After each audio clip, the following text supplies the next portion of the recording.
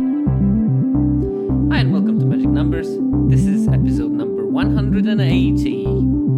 British people will know what I refer to. And today we're going to be talking about the secret best deck in the Teenage Mutant Ninja Turtles set. Because I think that it's clearly the best deck in the format, and it doesn't get as much coverage as I was expecting it will get. Partially because lots of content creators don't cover the set, partially because I don't know. I just don't. I can't explain. I listened to the Limited Resources episode on the best deck in the format, and they were talking about white and black. I was expected to be scooped, but no, I was not at all. Then I was listening to other podcasts, and either there is nothing about the Ninja Turtles, or that deck did not appear in large detail. So I guess it's up to me to talk to you about the benefits of playing 5-color mental decks with everything pizza at the centerpiece. And before we start that, I would like to thank my patrons, by the way. And I have one new patron, a new old patron, because it's a very treasured member of my Discord, Scrub Express. So thank you very much for joining on the patron front there. And also I'd like to share with you that I got my application for the MagicCon Amsterdam accepted as a content creator, which means that despite my best attempts, I'm now officially a content creator that is recognized as such. And also it means that if you're going there, just say hi. I actually ordered Sherco t-shirts for myself, so I will try to, because lots of people know me from Twitter and they just see the silly avatar and they have no idea how I look like. So I'm just going to be sporting some very pastel-colored Sherco t-shirts. Let me know if there is market for that, because I can sell them. I'd rather not, but if there is market, you do. I'm hoping to see you in Amsterdam in July. And let's move on with the episode. And today's preamble is definitely linked to the episode, because from what I noticed, a lot of, especially earlier stage of development players, are a bit weary of drafting 5-color nonsense decks. And, maybe the name 5-color nonsense is not really encouraging them to play them. But I think that the bigger part of it is that drafting 5-color requires you to revisit your draft fundamentals. Because most decks, if they're 2-color, are just different shades of mid-range decks. Some of them are called aggro and some of them are called control, but to be fair, differences between them are not as dramatic as they are painted most of the time. 5-color decks are different, mainly because you have to dedicate at least a large part of your deck to fixing and building up your board state. And very often, how you play those decks is, I'm building up my infrastructure, and in 5-color combinations, it's usually my mana infrastructure. And while building that infrastructure, I need to also interact with my opponent in order to survive that infrastructure building at a healthy life total. Once you build the infrastructure, normally what happens is you take over the game because you have tools to take over the game. And this also means that there are slightly different approaches towards interacting than in a normal deck. Normal decks will often need this kind of I kill things dead removal and interaction. Well, because you need to deal with certain threats because you don't have the tools to completely nullify their presence on the board. This particular deck has tools to completely nullify opponent's creatures. You make, a 7/7 Buzzbot, and they cannot attack you flying, they cannot attack you on the ground. If they attack with the Death Touchers, they're usually small, so you can block it with something else. And it sort of creates this situation where what happens before doesn't matter anymore. You completely nullified what they've done. I think that Sam Black, when he was running the Limited podcast, called it the onboard card advantage as a concept, where you don't need to draw extra cards because one of your creature is completely nullifying what the opponent is doing. And I think that understanding this concept that at certain stage you're going to take over the game in such a way that opponent cannot do much, and understanding what they can do and playing specifically around it is a very key aspect of playing those 5-color decks. Because of course there are still some cards that can reverse that nullification, and you need to be prepared for them. And I think that the biggest part of playing 5-color decks is having your mind continuously open to what can happen that will shift your seemingly unassailable advantage into something else.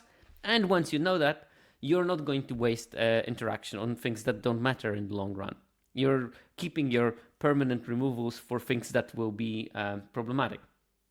And, I had games in this set where I identified quite correctly that the only thing that is going to be problematic is going to be the 9/6 shark that kills 3 of my things. Opponent obviously had it, and I was prepared for it. And despite them killing, 3/4 of my board and then jamming for quite a lot of damage for one turn, I managed to stabilize from there because I was mentally ready for that shark to come, and I played around it, and I had, one surveillance camera basically locked it for a couple of turns, and that allowed me to rebuild and take over the game. And this is the kind of thinking that you need to employ in the 5-color nonsense decks. You need to first of all acknowledge to yourself that I am going to take over this game, and whatever they have on board is just not that important right now, because all those things are going to be not counting very soon. And then second, you need to also know which threats you need to prepare yourself for. So just catch up on the format. This is the situation that I swiped yesterday from 17 lands in terms of which decks are the most winning decks. And we see Orzhov is the highest win rate deck at 58.7% win rate. Izzet is at 57.3%, Boros at 55.4%, Golgari at 54.7%, and Simic at 52.7%. And from that picture, you may get the impression that those kind of more aggressive strategies, Orzhov, Izzet, and Boros, are the things to do in the format, while the slower ones, Golgari and Simic, are not. And it would be a very bad impression. This is the example where looking at the data as we normally do, in the same kind of through the same kind of lens that you normally do, is just not working in this particular set. Because if you go through the 17 lands data pages, and if you look at the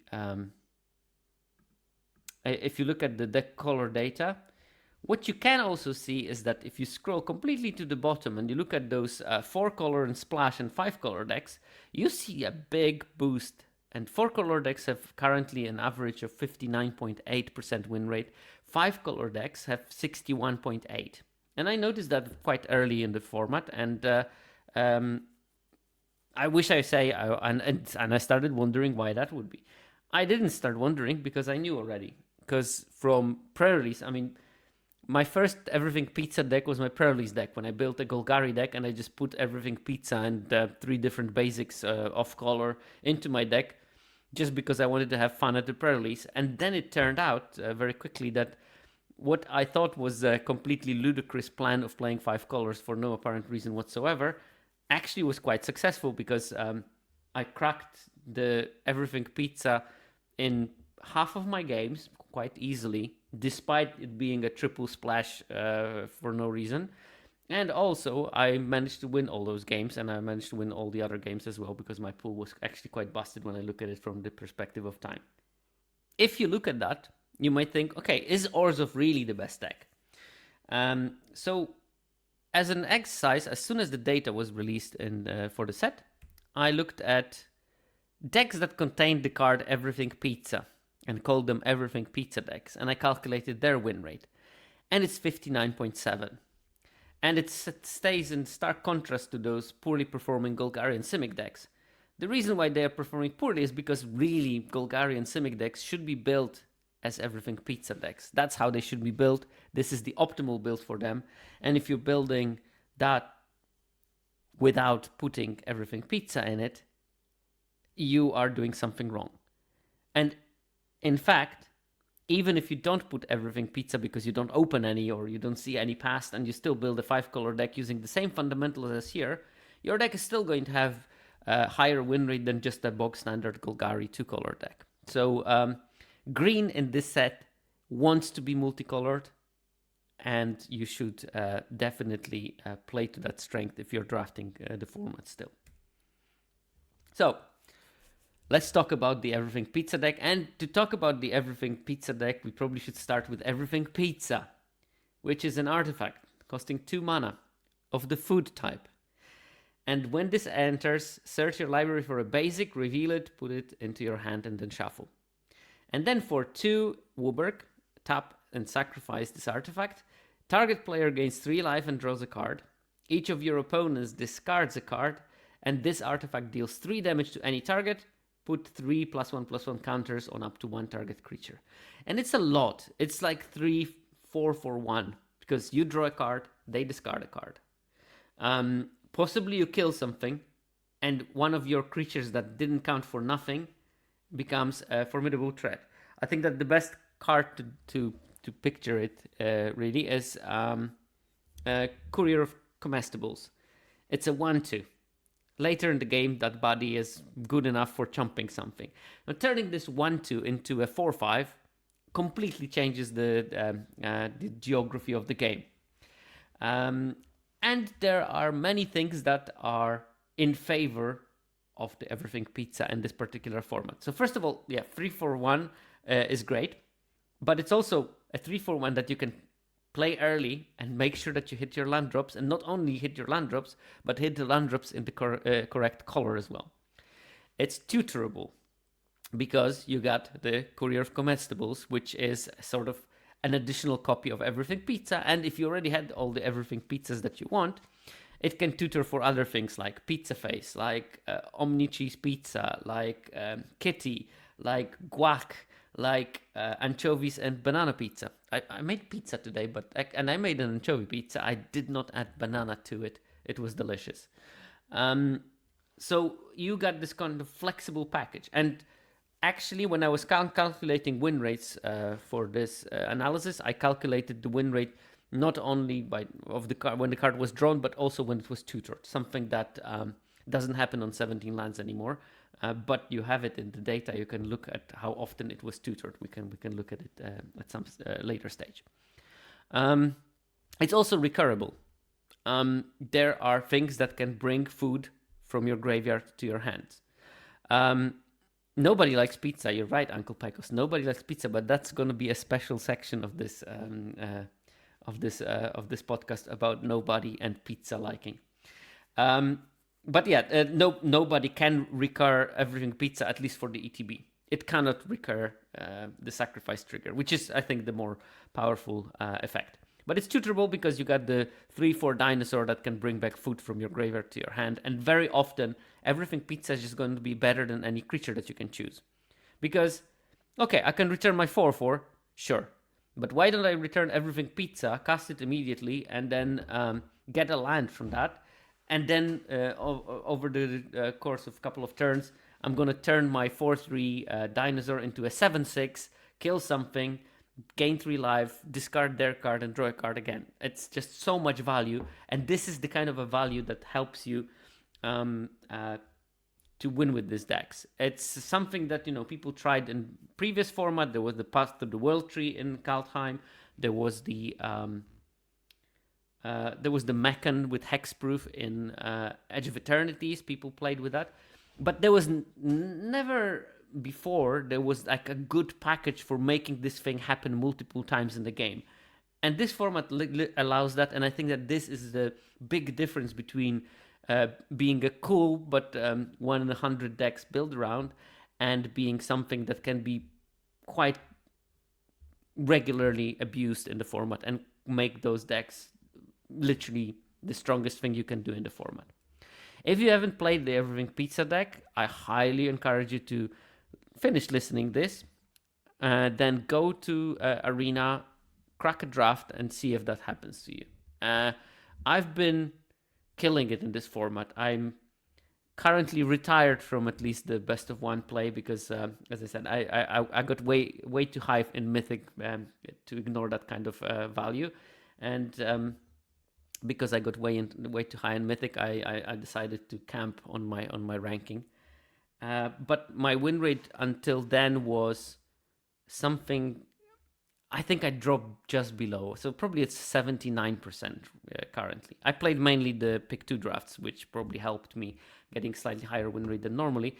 But 79%, even if the pick 2 draft increases your win rate by 5 percentage points, that's still way outside of my normal numbers.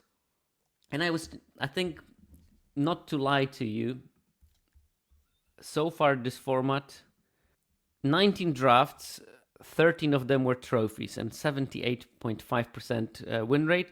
1, 2, 3, 4, 5, 6. Around 6 of those trophies were pizza decks. And there are a couple of them that didn't get there quite, but they were not far. They were like 3-2 decks and stuff like that. So pretty successful run of very weird pizza decks. Whenever I could get the pizza, I did. And a couple of times I didn't manage to get it because I was thinking, no, this strategy cannot be that much enforceable. But in fact, it was most of the time. So yeah, I would highly encourage you to play around with everything pizza whenever you can, because the deck is also super fun to play. And if you don't feel comfortable about playing those types of decks, well, there won't be a better moment to play them. Because normally those are niche decks that you really need to know the format very deeply in order to play them.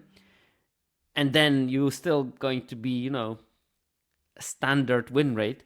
Well, here you're literally drafting the best thing in the format.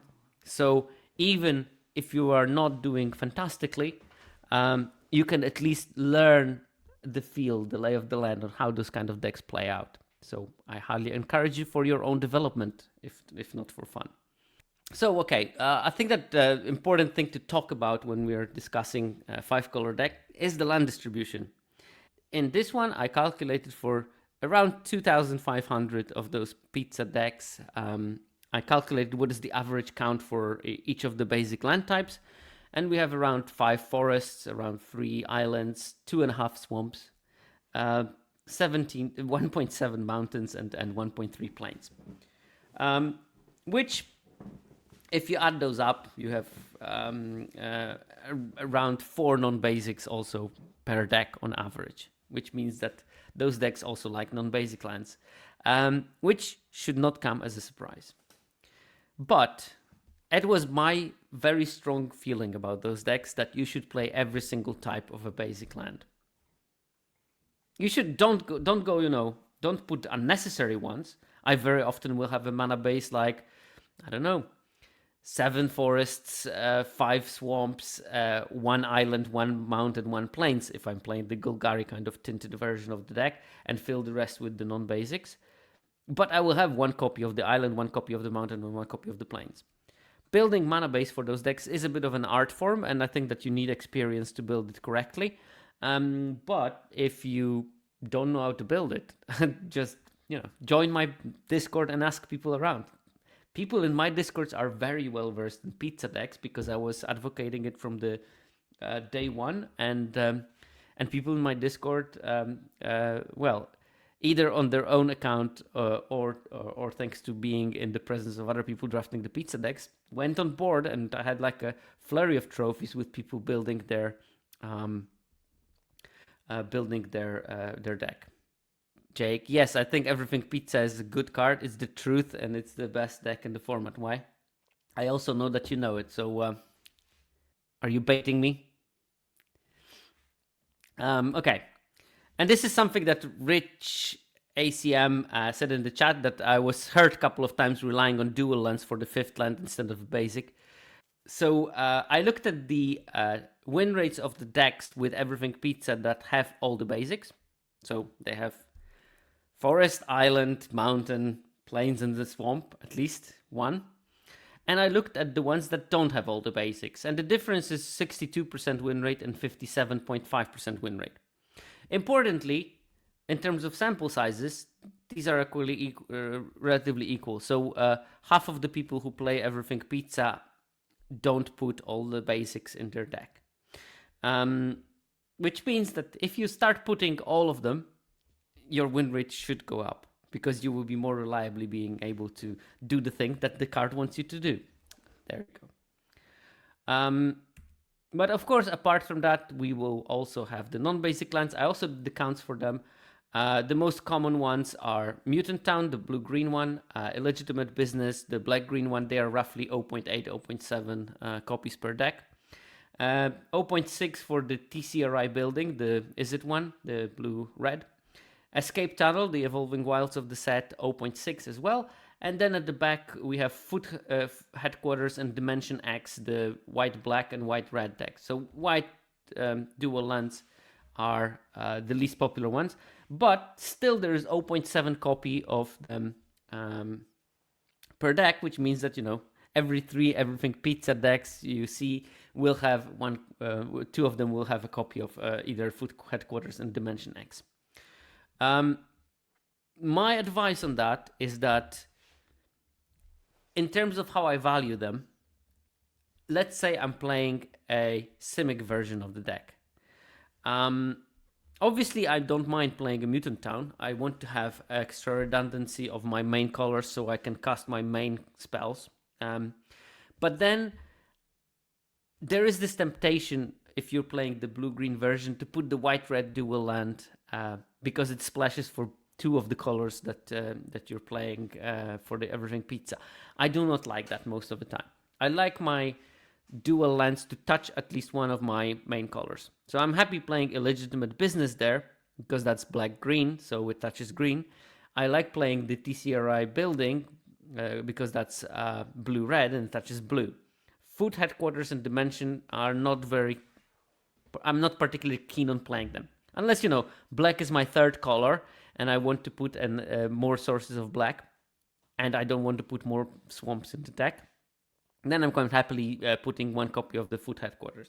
And of course, Escape Tunnel is a good thing if you can get it early enough. But I would advise you to opportunistically pick all the dual lands whenever you can, when it doesn't hurt any of your deck picks, if you are thinking that you might end up in the 5-color deck.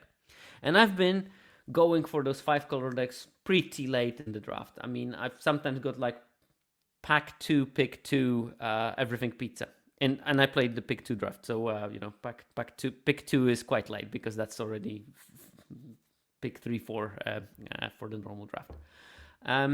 Where I've been sort of coherent-ish 2-color deck, but maybe I picked a bomb of another color, and then I see Everything Pizza, and all of a sudden I'm in 5 colors, and it's all fine. And having a couple of those dual lands from pack 1 when you didn't have anything more interesting to pick can be a big way of being able to make that pivot or not. And I also would encourage you, if you see cards that you will see in a second going late-ish in pack 1, speculate on them because it's quite easy.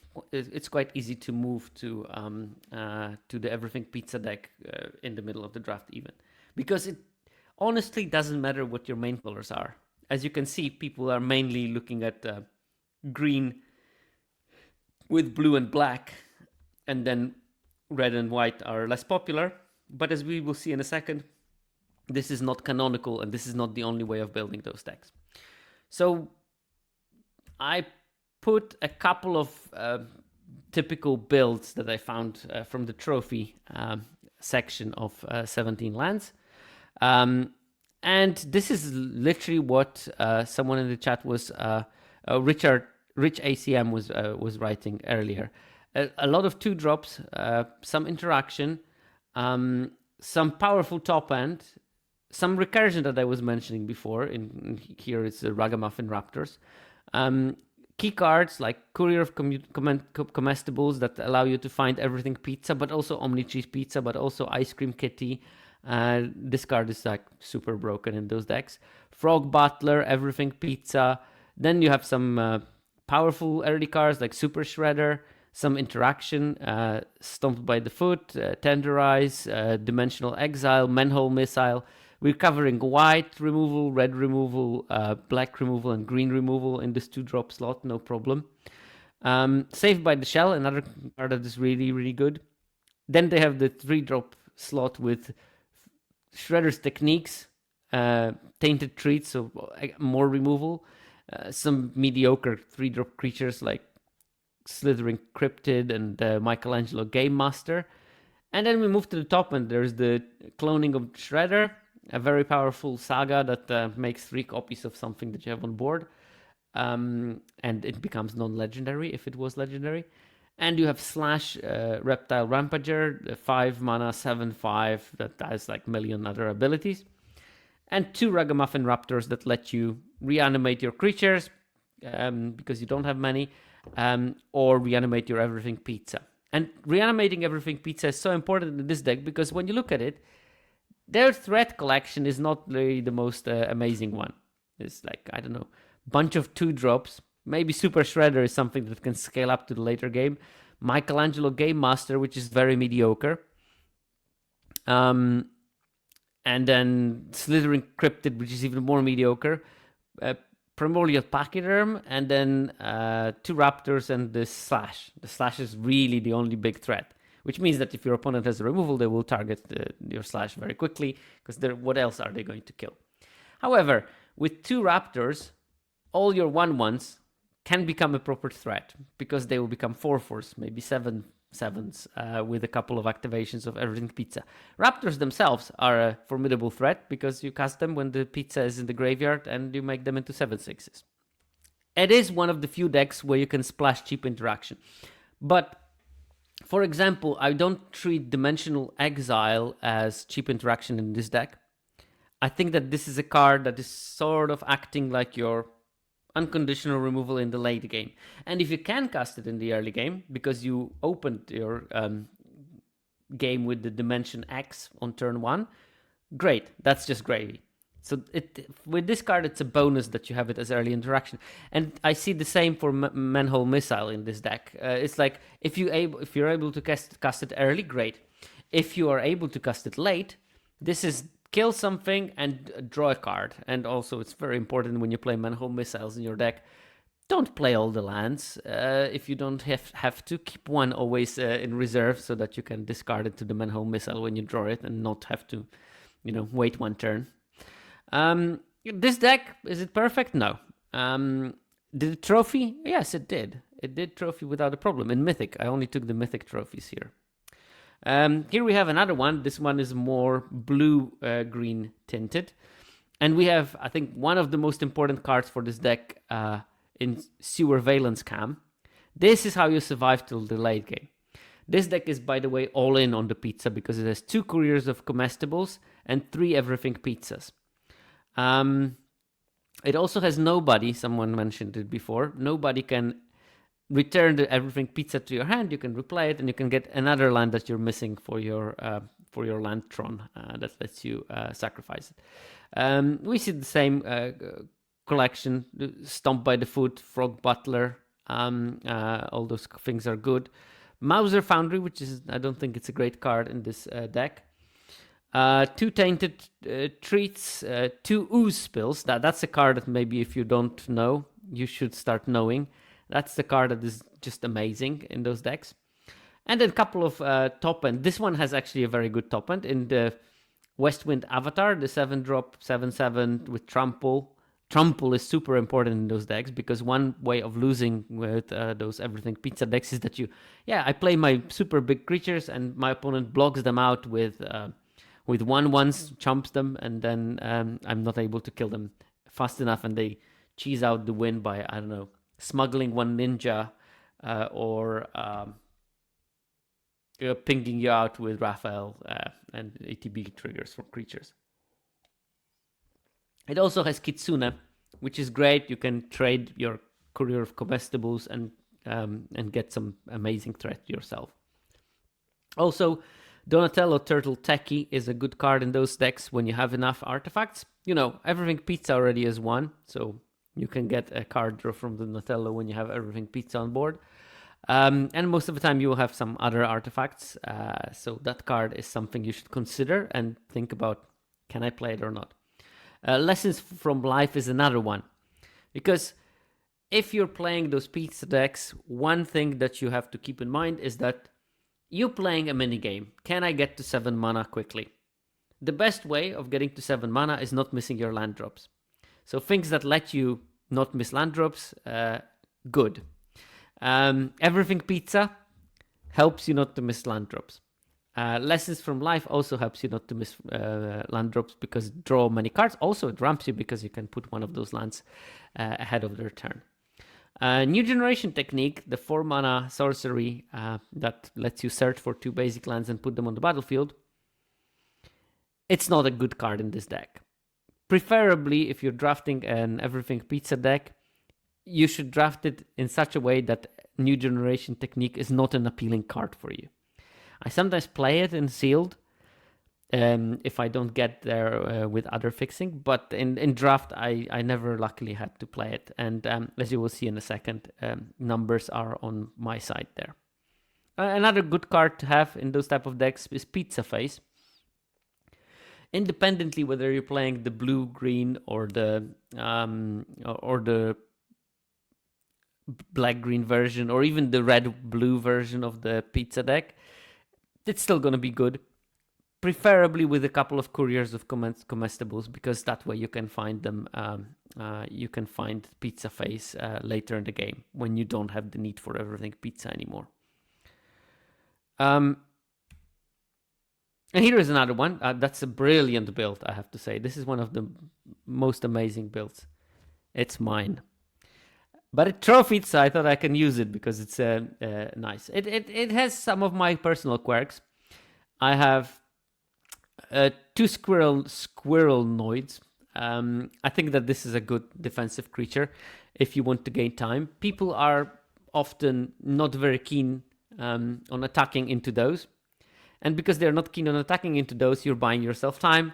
And as we discussed earlier in the episode, if you have time, then you can build your 7 mana thing and you can completely nullify whatever the opponent was doing in their game. 2 Butlers, which is great. I have 2 Genghis Frogs, which are not amazing in those decks, and especially not in my version. But they can do some stuff, so they were actually quite handy in this particular version in the games, how they played out. Couple of bombs at cheap mana values.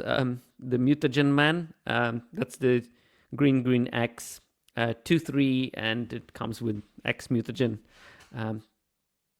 tokens. And Rat King Verminster. I had a lot of things that I could sacrifice to abilities, and honestly, I think one of the games in the run I soloed with the Rat King Verminster, just making it a 7/7 and killing through that. Who needs Super Shredder when you have a Rat Shredder? What else is there? Everything Pizza and Omni Cheese Pizza. That's another piece of package.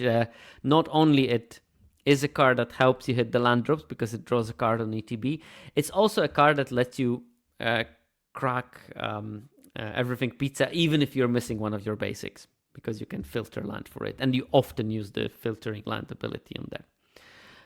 Then on the top end, I have Koya Death from Above. Not to hammer it too hard, but only a single piece of interaction of over 3 mana. One copy of Return to the Sewers in your trophy so far. That's not completely true. Everything Pizza is a 7 mana piece of interaction, and that's the important one. But yeah, we're gonna see the win rates of the cards, and I think that Koya is also over 2 mana. Thank you very much. That's also 7 mana removal. But yeah, you're right. There is no need for the expensive interaction, because hopefully by the time that you can cast 6 drops, their creatures don't matter anymore, and that's the thing. And sometimes they do, and then you lose games. It's better to be ready for it. But as I said, I mean, once you get to the mana levels where you can play around with things, you can keep that Return to the Sewers. It's 1 copy, but it's going to be enough. My Kitsune, Dragon's Daughter, is another way of dealing with opposing creatures. Couple of games, I just had the rat lying around from Rat King Verminster, and I traded that rat for something that was hard hard to deal with. I also have Grand Chuck and Dirtbag, a card that is very good in those decks. It's not good. It doesn't have like amazing win rate in Golgari and in Simic decks, but in those pizza decks, the card is pretty good. Lord Drag is here. That's a card that I can take or leave it, but it was there, so I put it. And it was fine in some of the games. Lessons from Life, one Ragamuffin Raptor. So similar composition to the one of the previous decks, to the first one maybe. But I think in terms of top end was more similar to the second one. They had Kitsune and West Wind Avatar. I had Kitsune and Grand Chuck and Dirtbag. So some common features. But there are also less typical builds of the Everything Pizza decks. And this is another trophy deck, but this one is a blue-red deck. It has 2 Baxter Stockmans. It has Brilliance Unleashed, which is, by the way, an amazing card to play together with Everything Pizza because it returns it to the battlefield if you sacrificed it. Obviously, it has April O'Neil Hacktivist, one of the better bombs in the format. Also, Don and Leo Problem Solvers, the thing that blinks stuff. And guess what? You can blink your Everything Pizza. But what makes it appealing in Everything Pizza decks is the interaction with nobody. Nobody can return Everything Pizza, and you can machine gun lands into your hand, and then you get to the mana values that that you're interested in, and you can crack it. And because you have recursion through Brilliance Unleashed, and this one also has the Ragamuffin Raptor, you can play it several times. While at the same time you have things like Mauser Foundry and Surveillance Cam that provide you both artifact and interaction at the same time. What else does it have? Retro Mutation, Return to the Sewers, so some more of that more expensive removal. But it's basically an artifact deck that has this long game plan of going onto the Everything Pizza train. And yeah, and this is not like the only version of blue-red that I found. It's actually quite a common build. So it's worth for you to note that there exists the artifact version of this deck, and you can get to it without even playing green as your dominant color. So what are the key cards that people are playing? I put the counts here because I didn't feel like 1.1 copies of Frog Butler doesn't look very appealing, but it is sort of 1.2 copies of Frog Butler per deck. As I said, we are looking at around 2,500 drafts, so I counted how many copies of each card were there in the decks. And Frog Butler, apart from Everything Pizza, which of course is in every deck, so we would expect it to be quite predominant there. So Frog Butler was the most commonly played card in those decks at 2,900.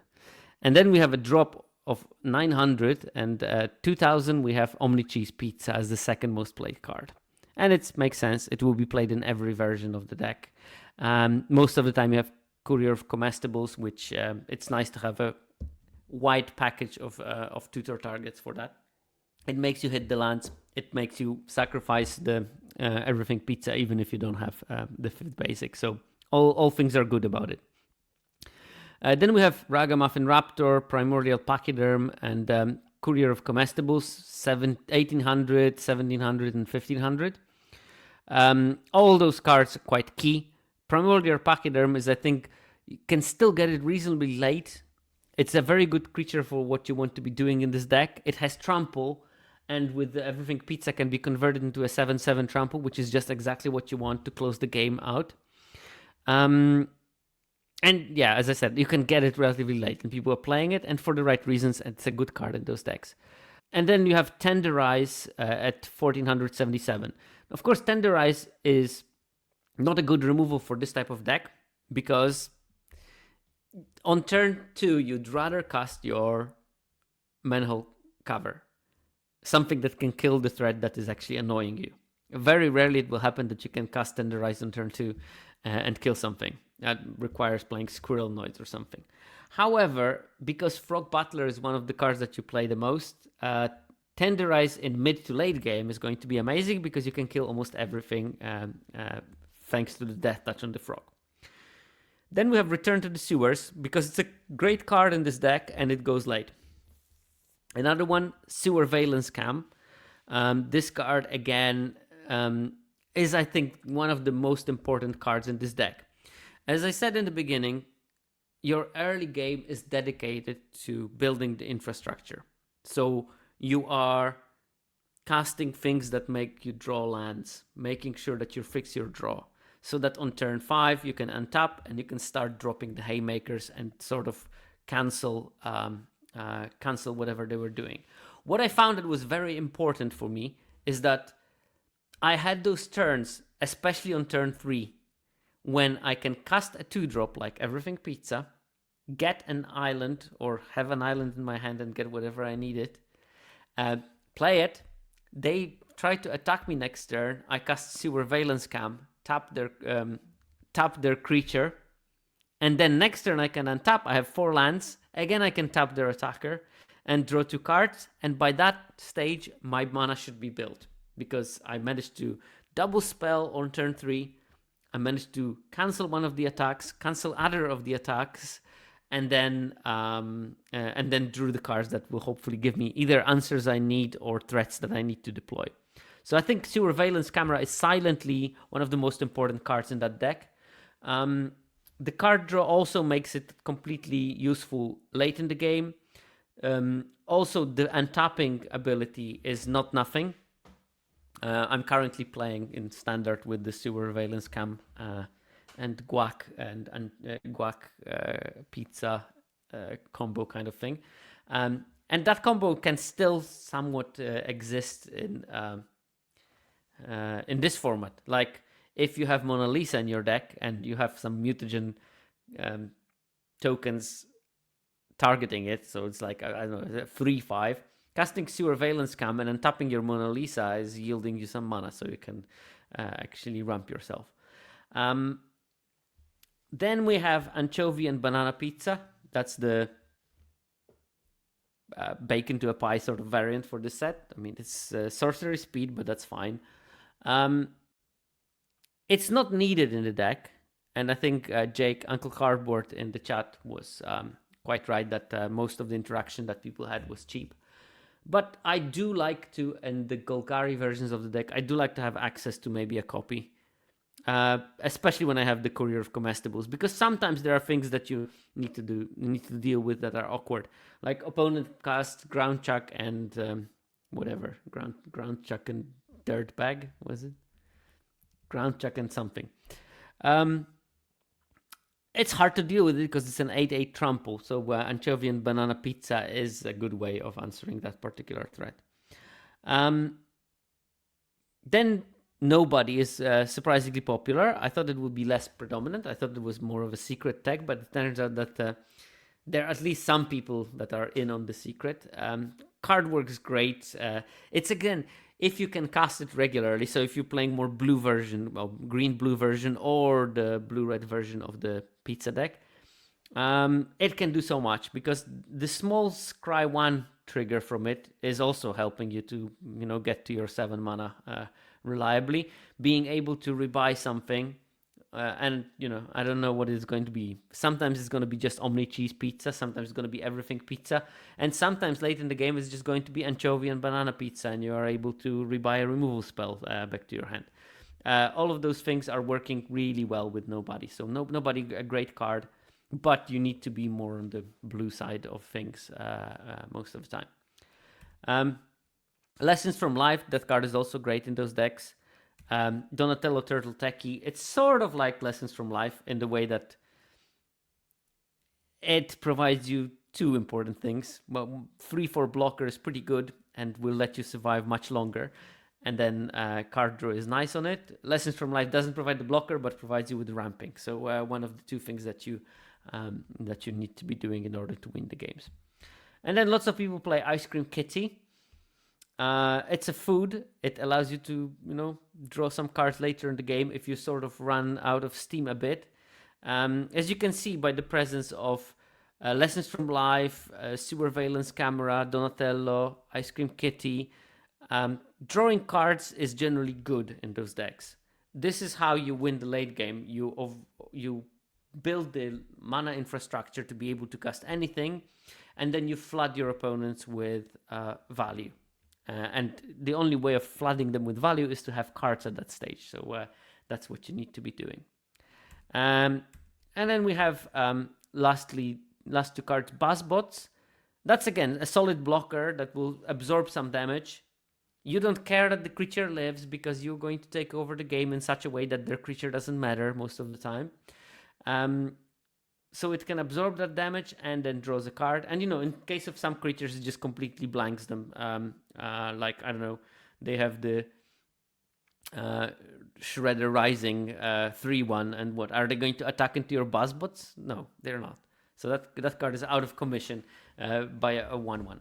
Not to mention, Buzzbots is also a very, very good target for the 3 counters from Sacrificing Everything Pizza, because 4/4 Vigilance Flying, pretty good. They want to kill it, well, they give you a card. So yeah, that's nice. And lastly, Tainted Treats. Destroy target artifact or creature. Like, first thing, never forget that this card can kill artifacts. One of the most annoying things that you can play against when you're playing the the Everything Pizza decks is the Ooze. The Ooze is very annoying because it takes care of your graveyard, it makes the creature hard to block, it makes them big. Tainted Treats can kill that card, and it's a very good thing to know that you can do, and lots of people forget. They just think of this card as that's a creature removal for 3. So make sure that you know that you can kill artifacts. But secondly, 3 mana, instant speed, destroy anything, and also get a food sometimes. That's great. This card is super strong, and that's why it's one of the only, 3 uncommons that made the list of the most played card in this archetype. Apart from Everything Pizza, which sort of by default has to be in those decks. But we only have Courier of Comestibles, Lessons from Life, and Tainted Treats in the top 15 played cards. So it shows you something about those cards. Okay, so here we have the cards that have highest win rate that are low rarity cards in those decks. And this is game in hand win rate for those cards. I skipped the pictures of the ones that we already talked about. So the top low rarity win rate card in the Everything Pizza decks is Courier of Comestibles, and the win rate is 68%. This is the win rate of the top bombs in the format in generic decks. But it shows you how high is the win rate of those cards, because we have 15 top cards for the Everything Pizza decks on that graph, and the lowest win rate is Tainted Treats at 64. And 64% is an insanely high win rate. That's like maybe a dozen of rares in the format can get that kind of a high win rate normally. Of course, we're looking at a specific deck that was a bit underplayed. And I think that because it was a bit underplayed, the versions of the deck that people were getting were way overpowered compared to what would happen if people were drafting those decks correctly. But okay, let's start. Courier of Comestibles at 68%, Frog Butler 67%. Then we have Metalhead, a card that was not mentioned. That's the 5 mana war that can also get counters and gain menace and haste. That one's 66% win rate.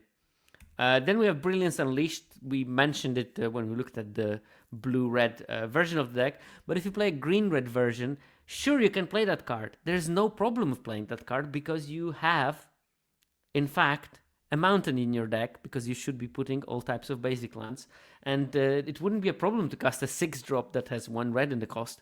It's a great card, and it will usually rebuy something.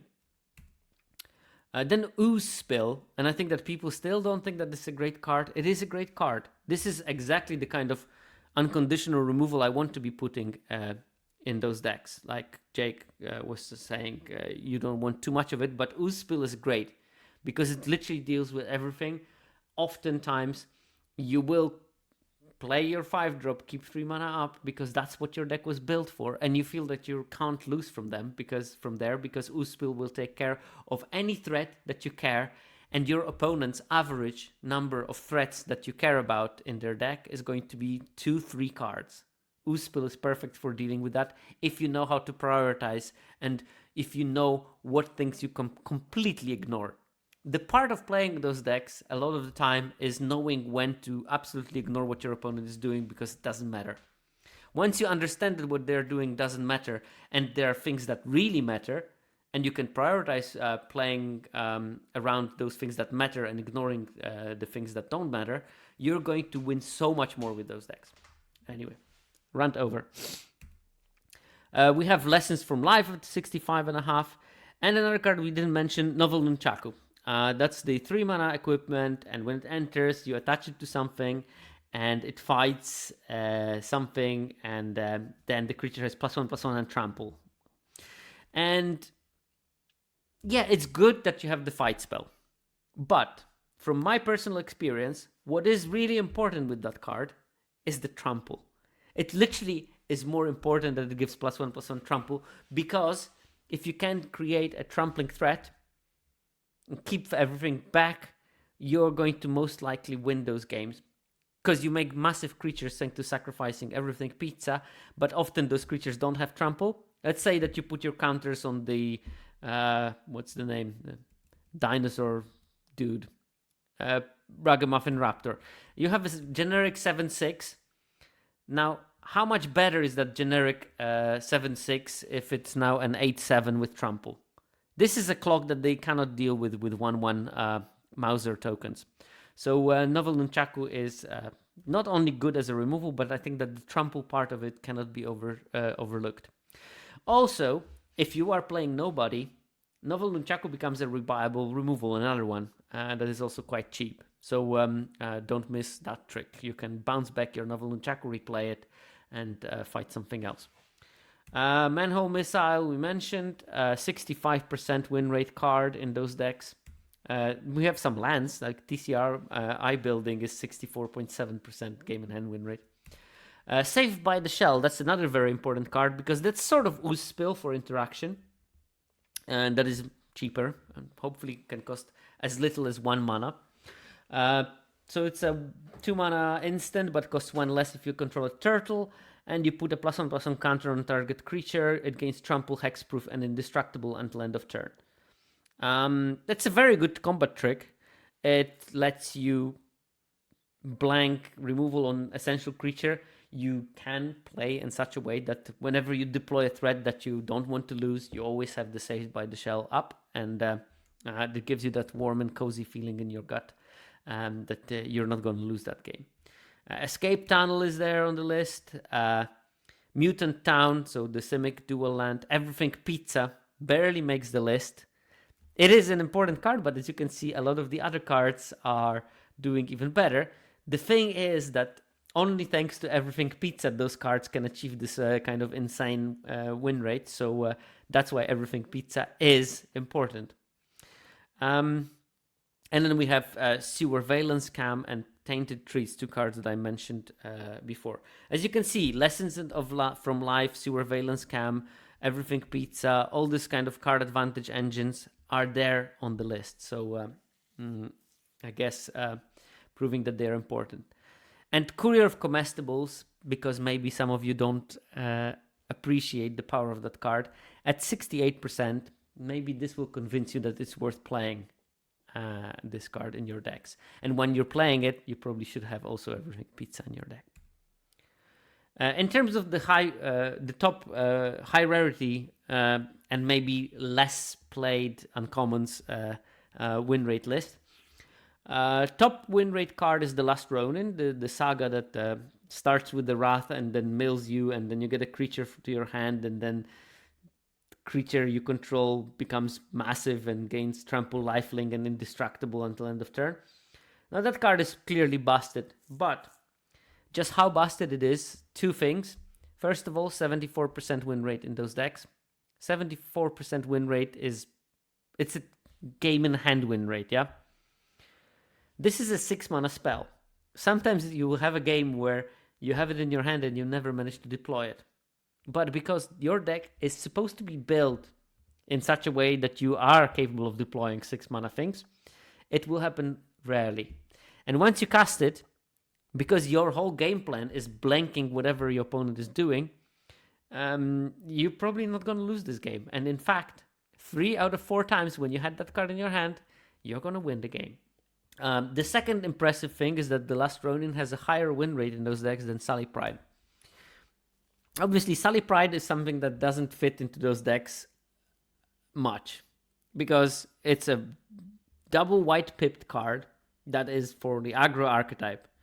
And yet still 72% win rate in those decks, which, let me check that for a second here, which is on par with its win rate in Ninja decks and is higher than its win rate in Boros decks, which means that Sully Pride is technically as good in Everything Pizza decks as it is in Ninja Streamlined 2-color combination. Then we have April O'Neil Hacktivist. This card also can fly a bit under the radar. This is one of the most strong cards in the deck. In fact, when I was playing a draft a couple of weeks back, and I only won because I used my Kitsune to trade 1/1 token for April O'Neil Hacktivist, and that took over the game.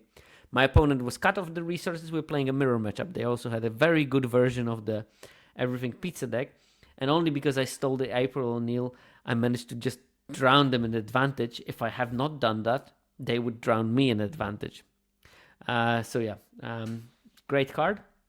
Don and Leo Problem Solvers. This is the first one that is below 70%, 69.5. Still a great card. 5 mana for 6 for Vigilance is already good. And then Blinking artifact and a creature in this deck is great. Like, can I blink my Courier of Comestibles to get more food in my hand? Sure, no problem. Can I blink my my Everything Pizza to get the lands out? Excellent. All of those things are great. Leatherhead Swamp Stalker. Blinking Anchovy Pizza. Yeah, it's also a sweet combo. Leatherhead Swamp Stalker is a solid card.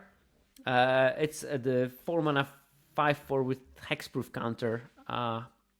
You can very easily put extra 3 counters, maybe extra 6 counters on the Leatherhead. And the fact that it cannot be interacted with, it also makes it perfect for things like Tenderize. You can cast Tenderize scot-free. Fight spells, no problem.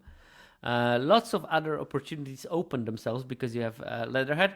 Your opponent will have to somehow block it, so they will maybe have to rely on their Death Touch creatures in order to kill this thing. And then if you have interaction to deal with those Death Touchers, they're just going to lose. So that's why the card is good. Armagon also makes the 69 club, even though it's a 9/6. See? Still got it. 8 mana is a lot in limited. So you are not completely out of it when you thought, oh, this is too expensive. But as I said, we're building a deck that wants to pay 7 mana for an activation ability of an artifact. A deck that can pay 7 mana for an activation ability of an artifact can cast an 8-drop. And this card just seals the deal. I did have decks where just like no way of winning it unless I draw Armagon. I also had a deck when I had 2 of them, and I cast 1, they dealt with it, they rebuilt some semblance of a board, and I cast another one. And that was game over. My favorite one was opponent casting Sully Pride, and then because I had some kind of a 4/4 Pachyderm, I think, on board, they didn't attack with all their creatures, they just attacked with Sully Pride, and I just flashed in Armagon, killed all the other creatures that they had, blocked Sully Pride, and then opponent conceded very quickly. Here is a card that actually is seeing very little play in those decks. Turncoat Kunoichi. Potentially because it's not easy to get it, because Ninja players are going to pick it very early, and then no one is going to pass you that card. But it has a very small sample compared to something like Sully Pride, when I think it's probably easier to get than Sully Pride. But Turncoat Kunoichi is a great card for those decks. You can sneak it on occasions, but I think that just playing it as a 3 mana 3/2 that exiles something temporarily is buying you enough time, and that's exactly what you want in those decks. And also will make them lose a key removal spell on the turncoat Kunoichi, which made its job already by stopping something from attacking for multiple turns, rather than on something that you will later use to kill your opponent. Card that surprised me to be on this list, but maybe a testament to how often people play the blue-red version of the Everything Pizza deck, is Casey Jones' Jury Rig Justiciar. 2 mana, 2/1 haste in red, and when it enters, you look at the top 4 cards of your library, and you can reveal an artifact from among them, like Everything Pizza, and put it into your hand. Put the rest of the cards on the bottom. It's a great card in the blue-red decks generally, so it's a very strong uncommon there. But I was not expecting to see it in as one of the top win rate cards altogether. So I think that the blue-red version might be actually the best version of the Everything Pizza deck. And you don't need to do much. You just need to draft your blue-red deck, and then at some stage pick up an Everything Pizza and put 3 basics to it, and you're happy. Mighty Mutanimals are still good in this deck, very much like Sally Pride. These cards are just generically good. Yeah, there's some synergy with going white, who cares? The actual power of those cards is just them, that's it. So Mighty Mutanimals sit around 68%. Mikey and Dawn Party Planners, this is a very strong card in this deck. Couple of things that play in its favor. It is a card advantage engine. You may look at the top card of your library at any time, and you may play lands and cast mutant, ninja, or turtle spells from the top of your library. And it's mainly the lands that you care about. You really want to be hitting your land drops every single turn. I can't stress enough how important that is. And Mike and Dawn Party Planners allow you to do that. And Ward 2 is actually quite annoying, because in order for opponent to kill this card, they will need to pay at least 4 mana, if not more. So most of the time, you're going to get some value. I would just advise you to play it in a situation where you will be able to play a land off top if there is a land on top. So maybe not on turn 4 if you can avoid it, and turn 5 or something. Weirdly, Technodrome also made a list at 67.7. I think that this is another one of those where blue-red version of the deck is powerful. That's the 2-drop mythic with reach, trample, and counterattack or block unless its power is 6 or greater. You know what is great with that? Sacrificing Everything Pizza and putting 3 counters on it, and you got yourself a 6/6 reach trampler. But it also allows you to sacrifice artifacts to draw a card, and you put a counter on this thing. And I think that this ability can be used, especially if you're playing the blue-red version. Verminster made the list at 67. It's really strong early drop. And a lot of the time when I played this card, whole game became about it. Because the fact that you can build up just 2 rats, and then even if they target a removal at Rat King Verminster, you can reanimate something, is a big game. You can get back your key pieces of game-closing creatures, and Rat Verminster will sort of ensure that this is happening. And if opponent does not recognize that Verminster is all that the game is about, they are in trouble. Weathermaker, 66.9. This is the 3 mana rock. So it taps for mana of any color, which is already something that you want. This is your extra land drop. And again, by the way, this is a great curve out. Like turn 3 Weathermaker, keep up the Sewer Valence Cam to stop opponent's key attacker. But it also has like land drop ability. Whenever a land you control enters, you put a charge counter on it. And you can remove 2 charge counters from it to add 2 colorless. Or you can remove 3 charge counters to deal 3 damage to any target. And I've used both modes on that.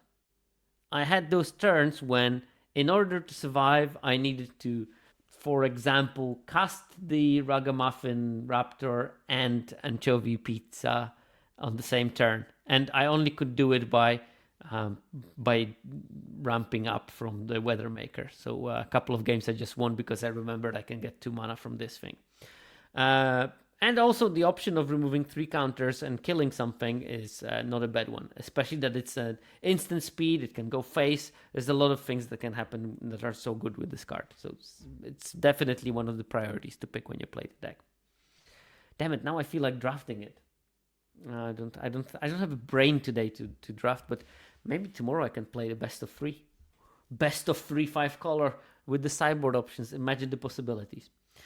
And then we have Raf and Mikey Troublemakers. That's a 7 mana 7/7 trample haste. Whenever they attack, reveal a card from top of your library into your creature. Put that card onto the battlefield tapped and attacking, and the rest of those cards at the bottom of the library in a random order. This is just a super valuable thing. It's got trample, which I said was very important. It's got haste. It hits like a ton of bricks. It tutors your creature out of your deck, basically. So it's a great combination of things. Like, very hard to deal with as well. This is one of the things that you should be afraid when you're playing this deck, because this can kill you out of nowhere. Lastly, we have Michelangelo Weirdness to 11. Because you're drafting a 5-color deck, you can sort of create pockets of synergy in your deck. When you have an early pick of Michelangelo Weirdness to 11, that's the 2 mana 1/1.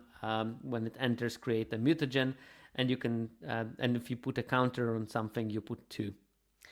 No, sorry. If you put any number of counters, put that many +1/+1/+1 counters on that thing. So if you sack a mutagen, you put 2 counters. But there's plenty of other token synergies, and sometimes you can build this version of the Everything Pizza deck where you have a sort of like a sub theme of putting counters on stuff. And Michelangelo is really great for that. It's a really powerful card as well. No, I didn't change the title of those slides, which is looking super dumb. But I guess that all of you that are common guests of that stream know that me and changing the titles of the slides is something that doesn't happen. Here we're talking about the actually lowest win rate cards in that deck. Because, yes, most deck cards are just amazing. Like, even at the 15 lowest win rate cards in the deck, from the list of, and I'm going 85 cards that I looked at. 85. These are the cards that had a sample size of 500 games and more. And there were 85 cards on that list. In a small set, so that's basically half of the set. And out of those 85 cards, only 14 had a win rate of below 60% game in hand win rate.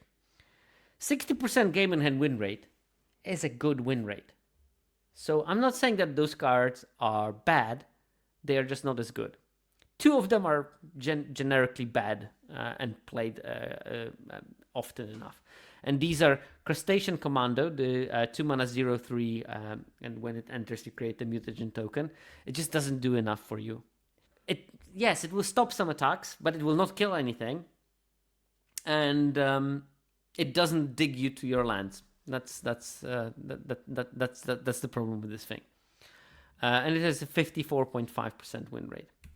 And Utram Scientists, the 3 mana 2/2 that stuns something when it enters. Also, like, pretty bad card. You might want to be playing it in some versions of maybe blue-red, but there's just so many good things that you can play there. Another card that does pretty poorly at 56% win rate, Bespoke Bow.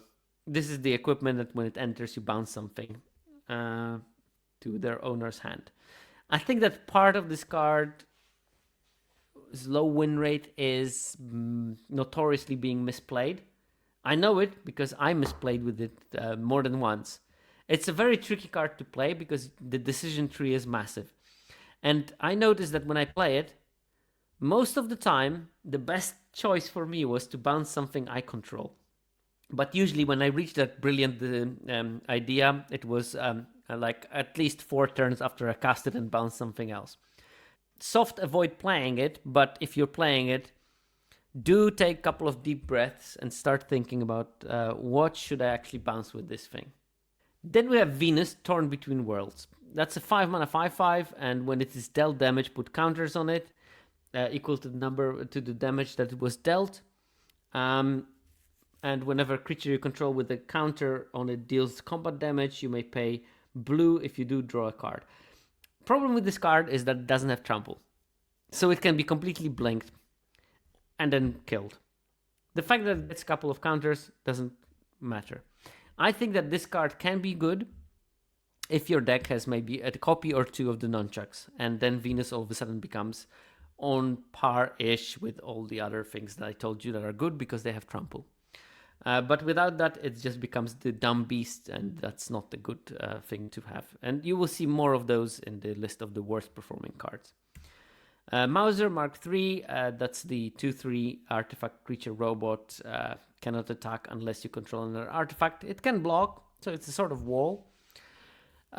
Problem with it is that white gets that kind of a creature at common regularly with some upside nowadays, and blue and red will have a downside version of that is also easier to kill. It just doesn't do enough. It doesn't help you like turn the corner or anything. It's just sort of the same, better version of the Crustacean Commando, sort of. It still has a 58% win rate, which is fine, but you want your win rate to be at around 64, 63 for this deck to be a card that you're interested in playing. Stockman, Mudfly Entist, 5 mana, 3/4 flying, enters loot, and island cycling. I think that those land cyclers are played too often in those decks. Stockman is just too low impact for what it is as a creature for this particular deck. Yeah, doesn't perform very well. You can put it, but all the cards on this list, you're happy maybe having 1 or 2 of them in your deck. You definitely don't want to have multiple copies of any of those. It's a sign that something went wrong with your draft, that you have to put Crustacean Commando, Stockman, Zoo Escapees, and your removal is bot bashing time. Let's continue. Kawabanga, the card just like not strong enough. It will be green, get a land that you didn't really want into your hand most of the time.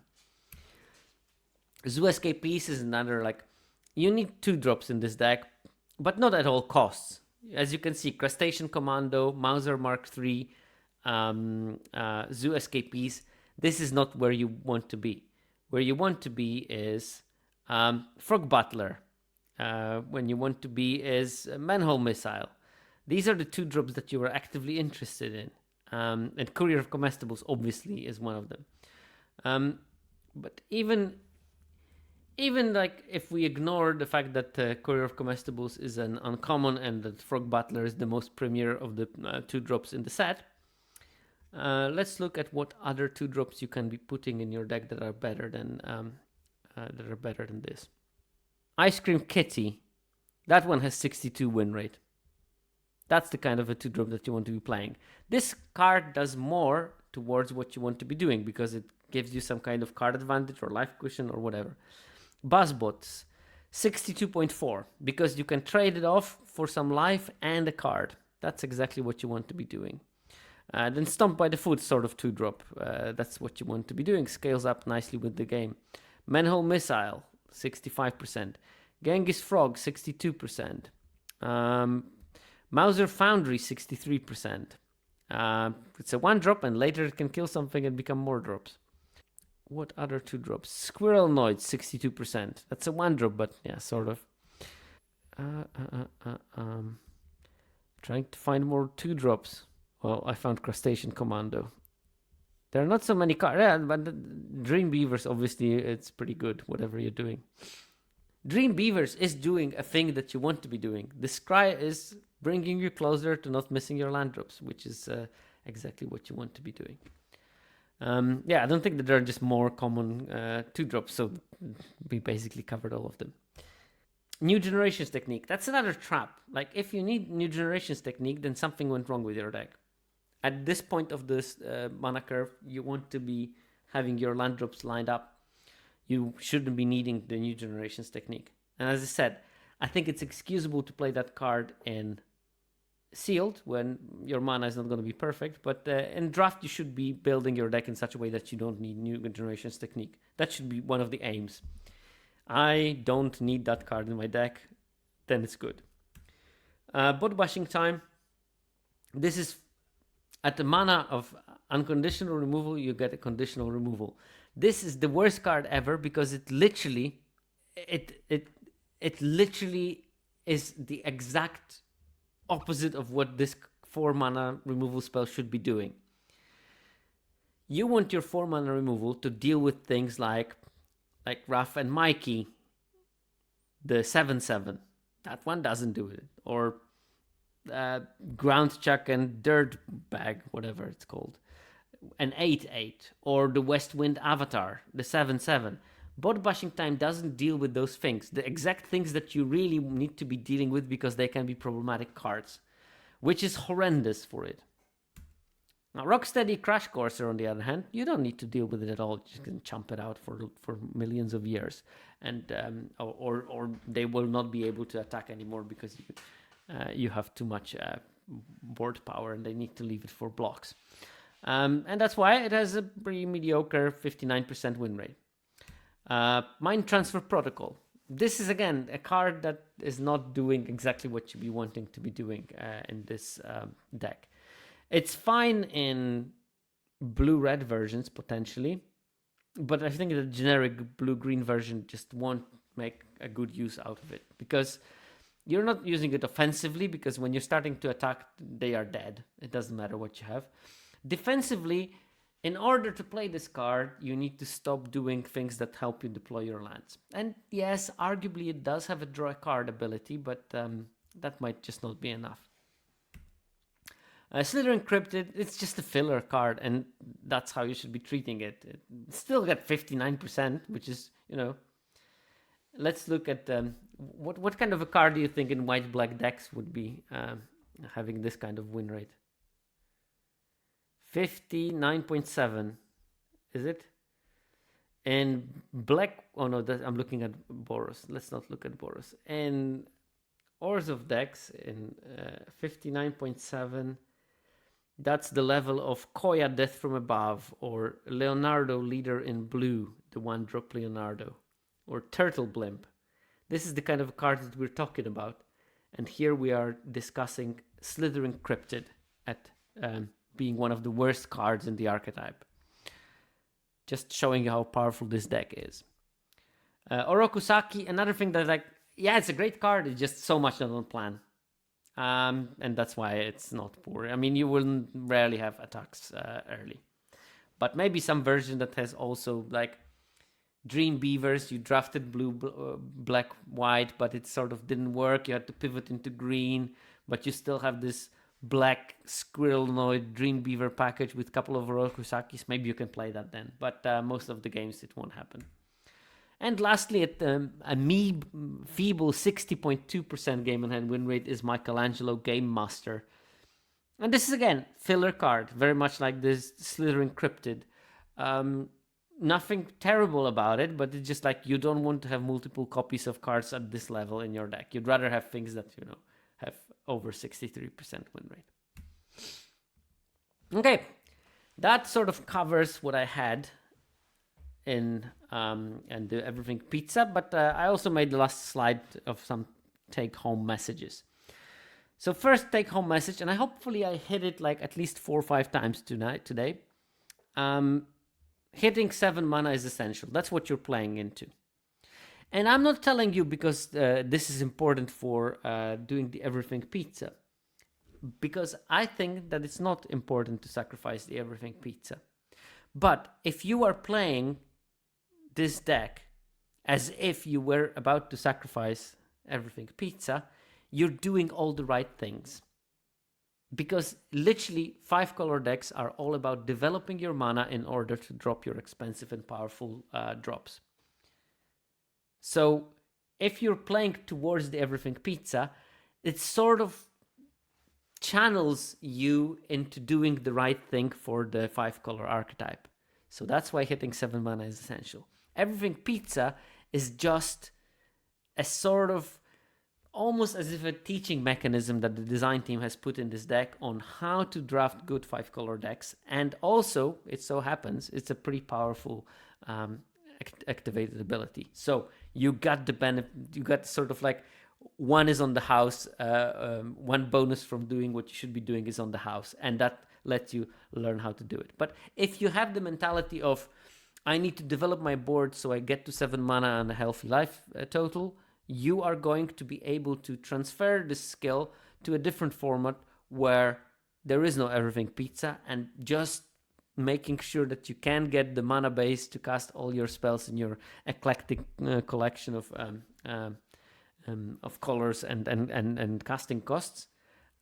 Second part, interaction is key, but it doesn't have to be permanent.